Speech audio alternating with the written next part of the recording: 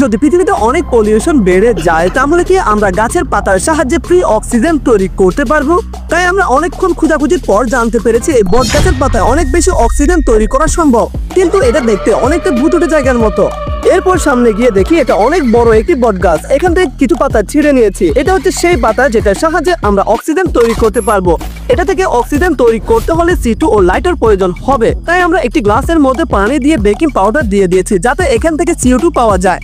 এরপর পাতাটি ছোট ছোট টুকরো করে এই গ্লাসের মধ্যে দিয়ে চারপাশে অনেকগুলো লাইট লাগিয়ে দিয়েছি যাতে এটা ফটোসিনথেসিস প্রসেস করতে পারে। বেশ কিছুক্ষণ পর এই পাতার চারপাশে বাবল দেখা যাচ্ছে। আর আমরা এই গ্লাসের উপর একটি টিউব লাগিয়ে দিয়েছি যাতে এই অক্সিজেন গুলো টিউবের মধ্যে গিয়ে জমা হয়। পুরো 12 ঘন্টা পর সামান্য এতটুকু অক্সিজেন হয়েছে।